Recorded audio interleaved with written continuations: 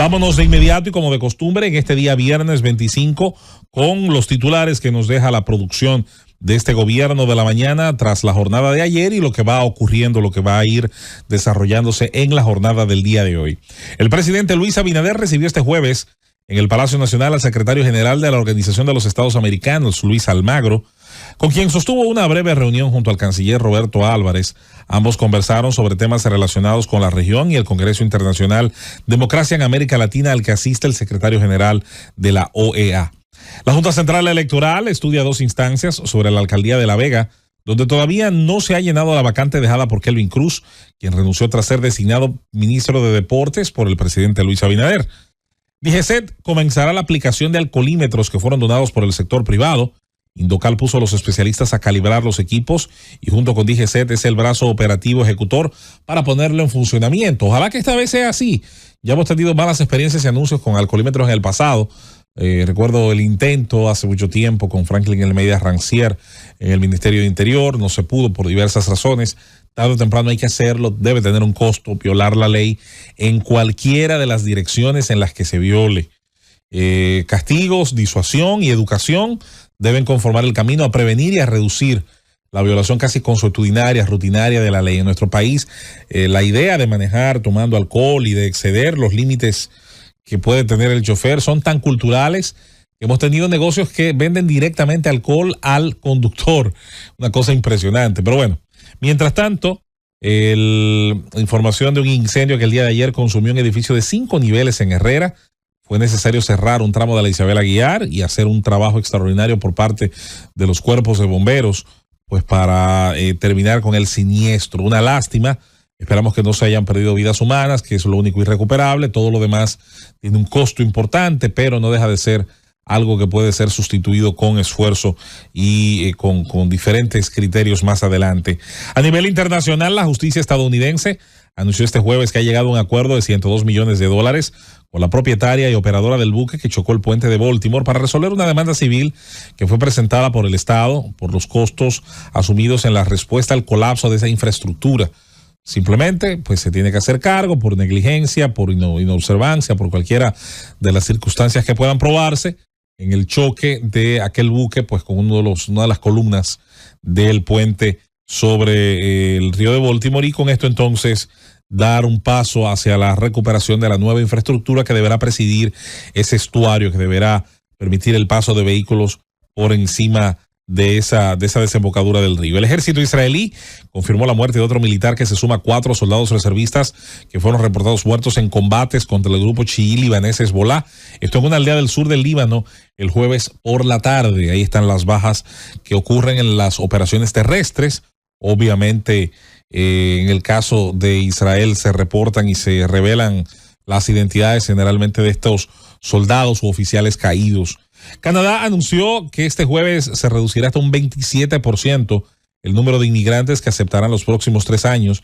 y reconoció que los elevados niveles de inmigración que han recibido en los últimos años han provocado graves problemas económicos y sociales. Esa es precisamente el eje del asunto. Trudeau y otros cosmopolitas de fronteras abiertas, de vengan todos, quepan todos, que esto es grande y lo que usted no pueda comprar se les regala, pues abrieron las puertas, generaron distorsión en el tejido social, generaron estadísticas que han llevado a la presión social y han venido a tomar estas decisiones cuando ya obviamente muchos de los efectos son perniciosos y la solución ahora tendrá que ser gradual. El cierre de puertas es parte de, pero en lo adelante tendrán que hacerse cargo también de otros efectos. Por eso pues, creemos,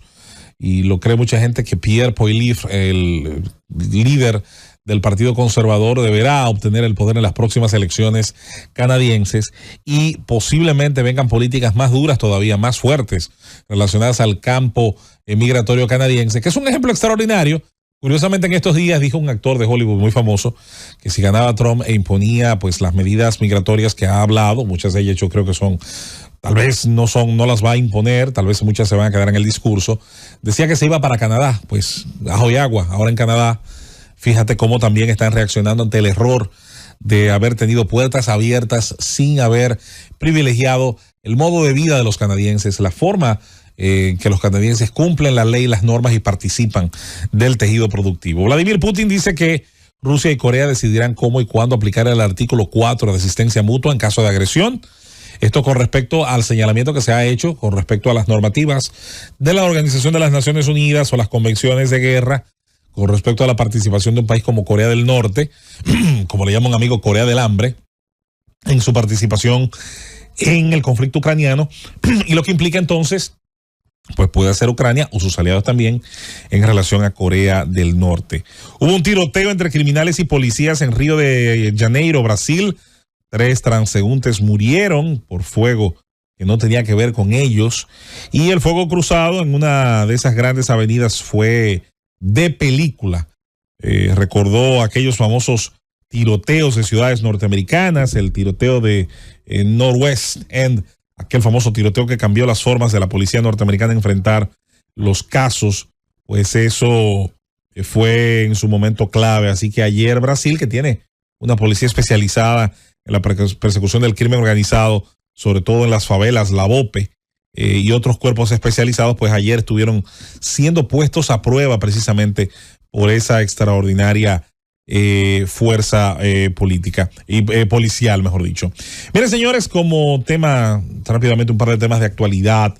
en este comentario del día de hoy, iniciando este día viernes 25 de octubre. Hemos hablado mucho de que se necesita, hablando precisamente de control fronterizo y viendo nuestro caso y nuestra crisis, nuestras amenazas a las que enfrentamos, sobre todo con respecto a la frontera con Haití, que es claramente el 95% del problema. Luego pudiera decirse que los que llegan por avión de otros países y que con una documentación de entrada luego se quedan de manera ilegal pueden formar parte de un problema, pero que tiene un tratamiento generalmente más fácil de abordar o menos lesivo o menos numeroso. En el caso que concierne a la frontera terrestre con el país más pobre del hemisferio occidental, están dadas las condiciones de todo tipo, las demográficas de ellos por su enorme población, las características geográficas por ser una frontera muy variable, una frontera que tiene gran variabilidad de relieve, no es una frontera simplemente plana y abierta, es una frontera que tiene montaña, que tiene una parte importante de árboles y que tiene áreas donde es muy fácil refugiarse, esconderse. Es evidente, por lo tanto, que la vigilancia, los mecanismos de vigilancia, tanto los que pueda producir el muro, que hay que culminarlo, continuarlo e incluso fortalecerlo. Ese muro debe ser una primera etapa para pensar dentro de un tiempo prudente, ir generando una segunda con un muro de mejores condiciones, cada vez más altura, solidez y capacidad de generarse una infraestructura acompañada de cámaras de vigilancia, de puntos infrarrojos, de puertas de entrada y salida que puedan ser solamente operadas por nuestro ejército, y con la consecución de los UROS, de los vehículos de transporte rápido de tropas, hacer uso de la vereda exterior, porque el muro no es necesariamente el límite. Ese es el concepto israelí del muro fronterizo, donde se deja una vereda para uso interno, donde yo puedo, luego si me da la gana, luego pues, delante del muro colocar, apostar tropas, hacer cualquier tipo de abordaje, porque pertenece todavía a mi soberanía. Ese es el diseño. Luego mucha gente aquí que claro está, solo está para criticar cualquier cosa que se haga y ver como enemigo o como parte de la conspiración judeo-masónica a todo el que esté haciendo parte de una política relacionada a detener precisamente a la migración. Bueno, ayer hubo declaraciones del ministro de Defensa cuando dice que va a ser duro contra los traficantes de ilegales. Esto es bueno, atención señor Fernández Onofre, porque en esa lucha honesta, sincera que necesita el país, que necesita el pueblo dominicano, que necesita la soberanía nacional, se van a llevar a mucha gente que está dentro de instituciones. Si se hace como debe hacerse y si se investiga en las direcciones que debe investigarse. Por eso yo personalmente no me agrada la simplificación a veces tan, no sé, no entiendo y no sé qué busca de gente cuando ocurren arrestos, cuando ocurren interdicciones, cuando ocurren operaciones. Y dice, no, pero eso que agarraron lo que son es raso, lo que son es reclutas. Si son parte de la operación material, tienen que ser arrestados. Luego, una vez son arrestados, se investiga. Y si ellos luego conviene decir o son capaces, por la presión, por el interrogatorio, por el acuerdo, no importa, que el autor intelectual o que los planificadores son tal o cual, no importa si luego esos son generalísimos. Bueno, se obtiene la información arrestando muchas veces a los operadores materiales, como ocurre en muchísimos otros casos. O sea, eso no veo realmente el espíritu a veces hipercrítico de que a todo lo que se mueva, darle candela, pero lo que sí debe generarse es un cambio de lo que antes no ocurría. Y era cuando no veíamos arrestos de ningún tipo de personas implicadas en la trata de personas, sean estos civiles, policías, militares, miembros del CESFRON, miembros de cualquiera de las fuerzas que en los puestos interagenciales operan en la frontera. Es harto conocido que la frontera fue por muchos años un castigo, una especie de servicio militar indeseable por el sacrificio que generaba, por la dificultad de conexión de carreteras, por lo que implicaba mandar a una persona a veces tan lejos de su hogar y de su punto de origen en el caso de los militares de la capital o de otras partes del país. Con el tiempo, las oportunidades de negocios, de corrupción, de ser corrompidos y ayudar incluso a corromper a otros, pasó aparentemente a convertirse en una especie de premio. Todo lo contrario, se hacía la fila, se pedía estar cerca de donde hubiera esas necesidades de cruzar la frontera, de convertirse en los salvaguardas de un acto ilegal, de un acto irresponsable y por demás antipatriótico. Y mucha gente pues cocinó su fortuna, la forjó a partir precisamente de manera consuetudinaria, llenar la República Dominicana de migrantes ilegales. Así que le vamos a tomar la palabra. El ministro de Defensa sabe por qué lo dice. Ojalá que esto pues pueda ser correspondido en resultados y que los resultados, una vez sean correspondidos, pues también puedan generar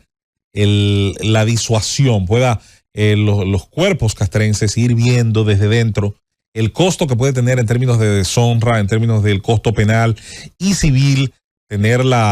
el tratamiento de ser traficante de personas, de traficante de migrantes, y con esto entonces ver perder cualquiera de los avances que se hayan obtenido dentro de una carrera militar, dentro de los muchos años de servicio, dentro de los sacrificios de la preparación y de todos los temas que hay en la vida de un militar. Si todo eso va a la basura, y muchos ven en efecto cuáles son las consecuencias de esto, bueno, pues me parece que pudiéramos estar logrando dentro de un tiempo determinado, dentro de un tiempo prudente, pudiera estarse logrando el nivel de conciencia suficiente para que esto no se repita. Mejorar salarios, mejorar preparación, mejorar fiscalización, pero también mejorar la dureza de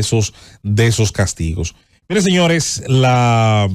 realidad con respecto a nuestra situación de nuestra agroindustria y al DRCAFTA ha sido abordada por una consultora de comercio internacional que el día de ayer, la señora Gloria Abraham, pues dijo cosas que primero no hay mucha sorpresa en que las diga, pero sí esta mujer que fue ministra de Agricultura de Costa Rica, que viene de uno de los ministerios de Agricultura de mejor trabajo en la región, porque en Costa Rica se tomaron decisiones de impacto de mercado, más que intentar seguir veladamente generando algunos niveles de proteccionismo que tenían que desarticularse, que tenían que desarmarse una vez el DRCAFTA llegara y comenzaran a llegar los tiempos en los cuales se iba a ir desmontando esa posibilidad. ¿Qué hace Costa Rica, como hace cualquier otra nación que pueda estudiar la circunstancia y prepararse para ella? Desmontar